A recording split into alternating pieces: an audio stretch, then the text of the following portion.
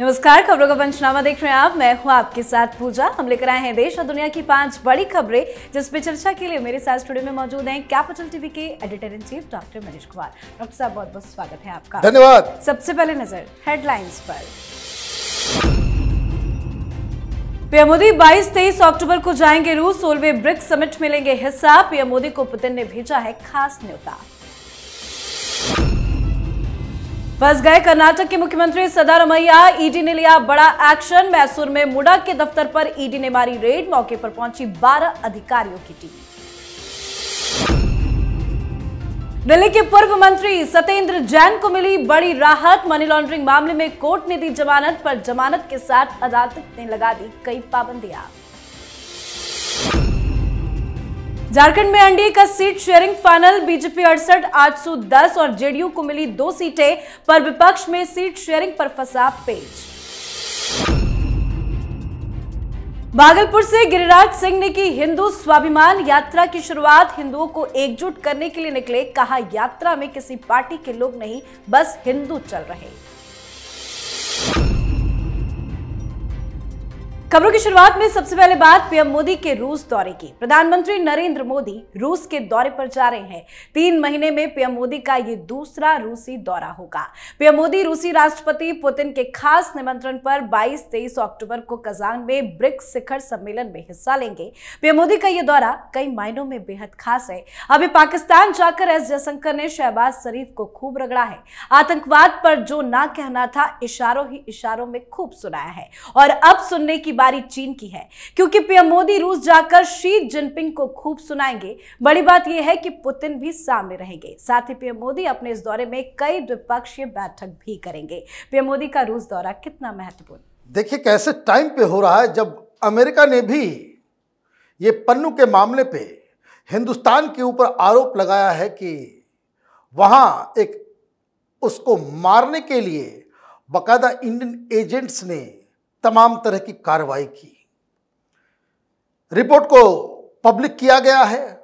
एक तो मसला कनाडा के अंदर चल रहा था, अब अमेरिका ने भी इस तरह का आरोप भारत के ऊपर लगाया है। क्यों लगाया है, इसकी टाइमिंग समझिए। इनको मालूम है प्रधानमंत्री मोदी रूस जा रहे हैं, पुतिन से बात करेंगे। माहौल इस तरीके का बन रहा है कि अमेरिका हिंदुस्तान को तुष्ट करने की कोशिश में लगा हुआ है। हिंदुस्तान की नीतियों को अपने हिसाब से बदलने के लिए वो लगातार दबाव दे रहा है।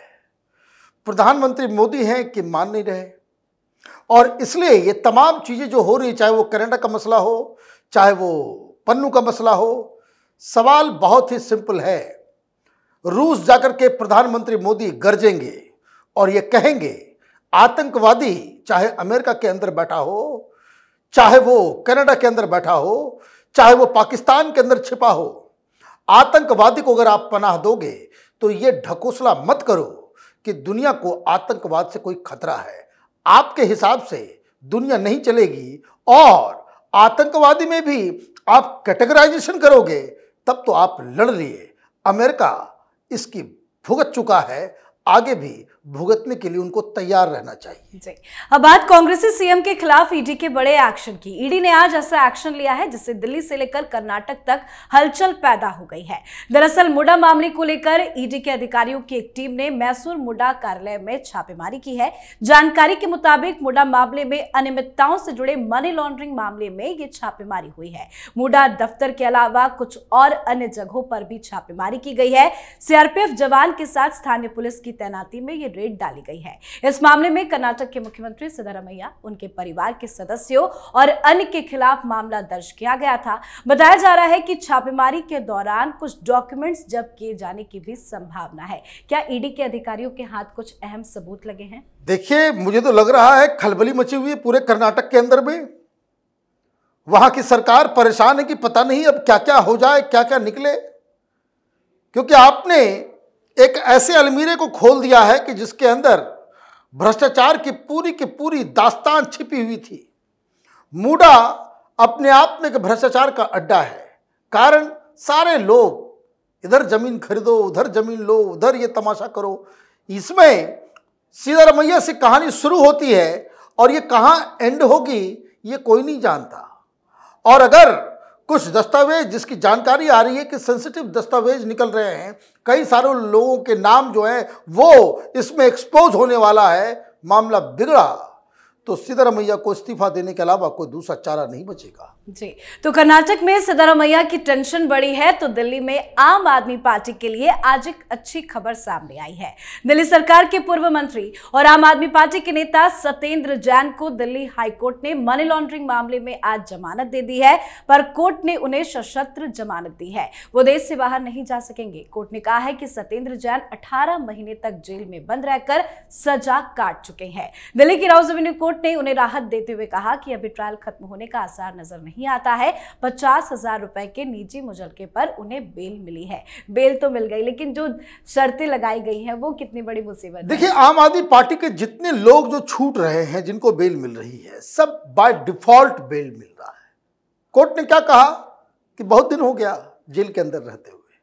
कानून क्या कहता है कि अगर कोई जुर्म में आपको जेल में गिरफ्तार करके रखा जाता है तो उसका जो मिनिमम सेंटेंस है उसकी 50% अगर आपने जेल में सजा काट ली है तो आपको बाय डिफॉल्ट बेल मिल जाता है।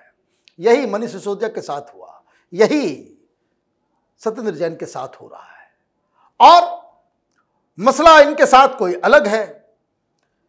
भाई साहब ने 4 फर्जी कंपनी खोल के मनी लॉन्ड्रिंग का काम किया, सबूत इनके खिलाफ है, इसलिए बेल जो रेगुलर बेल जो होता है वो मिल नहीं रहा था। इतने दिनों तक इनको जेल के अंदर रहना पड़ा। कई सारी कहानियां, ये अपने आप में एक ऐतिहासिक पुरुष हैं कि जो जेल मंत्री रहते हुए अपने ही जेल के अंदर कैदी के रूप में गए, दूसरा मंत्री रहते हुए जेल के अंदर तो सजा काट ही रहे थे, साथ ही साथ मसाज भी करवा रहे थे। मसाज करते हुए पकड़े गए थे भाई साहब। फिर कई सारा बहाना भी किया कोर्ट के अंदर, मेडिकल ग्राउंड के ऊपर ये कई दिनों तक बाहर भी रहे। तो कई सारी चीजें हुई है। अब वो बाहर आए हैं। अब ये केस का निपटारा जब होगा, जब पता चलेगा कि इनको कितनी सजा और किस जुर्म में मिलती है। अब बात चुनाव से जुड़ी। झारखंड और महाराष्ट्र में चुनाव की तारीखों के ऐलान के साथ ही सीट बंटवारे की चर्चा जोरों पर है। विपक्ष में तो सीट शेयरिंग का फॉर्मूला तय नहीं हो पा रहा है, पर झारखंड विधानसभा चुनाव के लिए एनडीए में सीट शेयरिंग फाइनल हो गया है। रांची में इसकी घोषणा भी कर दी गई है। इसके मुताबिक बीजेपी 68, आजसू 10, जेडीयू 2 और एलजेपी 1 सीट पर चुनाव लड़ेगी।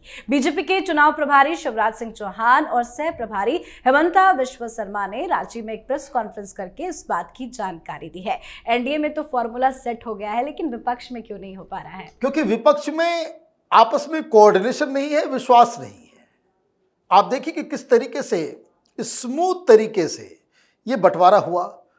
कैपिटल टीवी ने 3 दिन पहले ही बताया था कि झारखंड में जो बंटवारा है उसमें 2 सीटें जेडीयू को मिलेगी, तमाड़ और जमशेदपुर वेस्ट। आज वही उसी की घोषणा हुई है। चिराग पासवान को भी एक एडजस्ट करके दिया गया है। मांझी साहब मांग रहे थे लेकिन उनको नहीं दिया गया। कोई उसके बाद कोई विरोध का बयान आया नहीं। लेकिन कांग्रेस पार्टी में मसला इस तरीके से उलझा हुआ है कि सीट बंटवारा हुआ नहीं और कांग्रेस पार्टी के लोग कहने लग गए कि 30 सीट जीत के आ जाओ तो इस बार कांग्रेस का मुख्यमंत्री बनेगा। फिर दूसरी चीज ये मांग रहे हैं कांग्रेस पार्टी वाले कि पिछली बार हम 31 पे लड़े, इस बार भी 31 पे लड़ेंगे। हेमंत सोरेन देने को तैयार नहीं है। आरजेडी वाले भी मांग रहे हैं अपना हिस्सा और कांग्रेस पार्टी ये भी कह रही है कि वामपंथियों को भी दो। तो कहने का मतलब ये है कि अभी चर्चा की शुरुआत हुई है। अब समय भी कम है। हाफ हार्टेड अटेम्प्ट से फिर होगा यही कि कुछ सीटों के ऊपर आप फ्रेंडली लड़ोगे। भाई सब लोग लड़ोगे लेकिन सब फ्रेंडली लड़ोगे।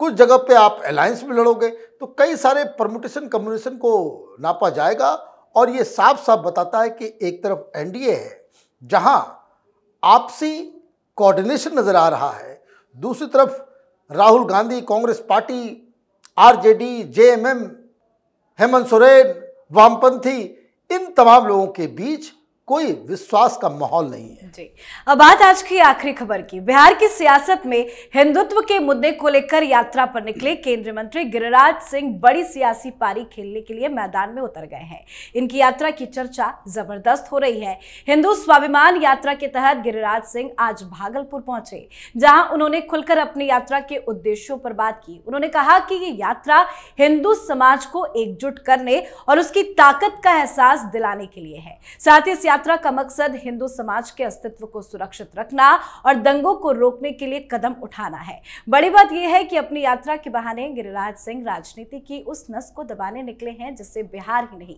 बल्कि पूरे देश में खलबली मच गई है। और गिरिराज सिंह जिस तरह के बयान भी दे रहे हैं वो विपक्षी पार्टियों के लिए मुसीबत पैदा करने वाला नजर आ रहा है। गिरिराज सिंह की ये यात्रा क्या कोई रंग ला पाएगी? देखिए, एक ऐसी यात्रा पर निकल रहे हैं जिसमें विरोधी तो अपोज कर ही रहे हैं, बीजेपी भी अपोज कह रही कि भाई हमें कोई लेना देना नहीं है।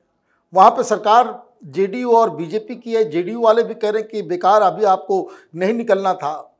लेकिन गिरिराज सिंह किसी की बात माने तब तो, लेकिन बड़ा अच्छा काम कर रहे हैं एक हिसाब से, क्योंकि देश को मालूम नहीं है कि ये यात्रा किस इलाके से गुजर रही है।